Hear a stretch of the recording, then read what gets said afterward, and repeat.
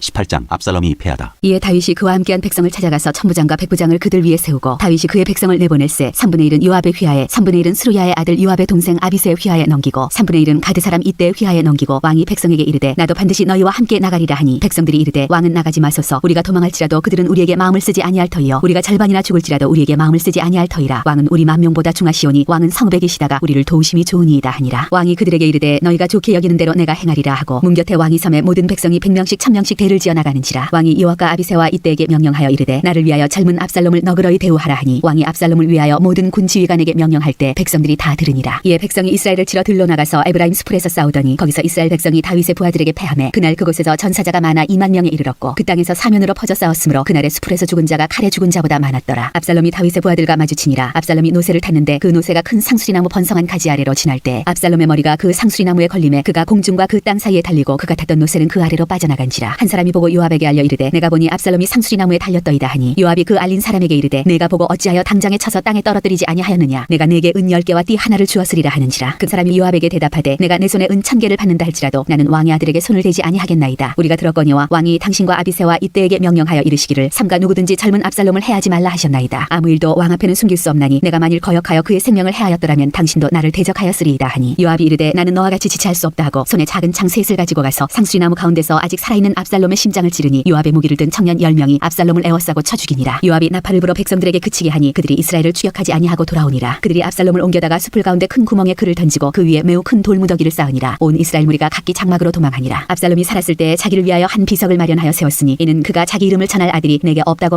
말하였음이더라. 그러므로 자기 이름을 기념하여 그 비석에 이름을 붙였으며 그 비석이 왕의 골짜기에 있고 이제까지 그것을 압살롬의 기념비라 일컫더라. 압살롬의 죽음과 다윗의 울음. 사독의 아들 아히마아스가 이르되 청하건대 내가 빨리 왕에게 가서 여호와께서 왕의 원수 갚아주신 소식을 전하게 하소서. 요압이 그에게 이르되 너는 오늘 소식을 전하는 자가 되지 말고 다른 날에 전할 것이니라. 왕의 아들이 죽었나니 내가 오늘 소식을 전하지 못하리라 하고 요압이 구스 사람에게 이르되 내가 가서 본 것을 왕께 아뢰라 하매 구스 사람이 요압에게 절하고 다름질하여 가니 사독의 아들 아히마아스가 다시 요압에게 이르되 청하건대 아무쪼록 내가 또한 구스 사람의 뒤를 따라 달려가게 하소서 하니 요압이 이르되 내 아들아 너는 왜 달려가려 하느냐. 이 소식으로 말미암아서는 너는 상을 받지 못하리라 하되 그가 한사코 달려가겠노라 하는지라. 요압이 이르되 그리하라 하니 아히마아스가 들길로 다름질하여 구스 사람보다 앞질러 가니라. 때에 다윗이 두 문 사이에 앉아 있더라. 파수꾼이 성문 위층에 올라가서 눈을 들어보니 어떤 사람이 홀로 달려오는지라. 파수꾼이 외쳐 왕께 아뢰매 왕이 이르되 그가 만일 혼자면 그의 입에 소식이 있으리라 할 때 그가 점점 가까이 오니라. 파수꾼이 본즉 한 사람이 또 달려오는지라. 파수꾼이 문지기에게 외쳐 이르되 보라 한 사람이 또 혼자 달려온다 하니 왕이 이르되 그도 소식을 가져오느니라. 파수꾼이 이르되 내가 보기에는 앞선 사람의 다름질이 사독의 아들 아히마아스의 다름질과 같으니이다 하니 왕이 이르되 그는 좋은 사람이니 좋은 소식을 가져오느니라 하니라. 아히마아스가 외쳐 왕께 아뢰되 평강하옵소서 하고 왕 앞에서 얼굴을 땅에 대고 절하며 이르되 왕의 하나님 여호와를 찬양하리로소이다. 그의 손을 들어 내 주 왕을 대적하는 자들을 넘겨주셨나이다 하니 왕이 이르되 젊은 압살롬은 잘 있느냐 하니라. 아히마아스가 대답하되 요압이 왕의 종 나를 보낼 때 크게 소동하는 것을 보았사오나 무슨 일인지 알지 못하였나이다 하니 왕이 이르되 물러나 거기 서 있으라 하매 물러나서 서 있더라. 구스 사람이 이르러 말하되 내 주 왕께 아랠 소식이 있나이다. 여호와께서 오늘 왕을 대적하던 모든 원수를 갚으셨나이다 하니 왕이 구스 사람에게 묻되 젊은 압살롬은 잘 있느냐. 구스 사람이 대답하되 내 주 왕의 원수와 일어나서 왕을 대적하는 자들은 다 그 청년과 같이 되기를 원하나이다 하니 왕의 마음이 심히 아파 문 위층으로 올라가서 우니라. 그가 올라갈 때 말하기를 내 아들 압살롬아 내 아들 내 아들 압살롬아 차라리 내가 너를 대신하여 죽었다면 압살롬 내 아들아 하였더라.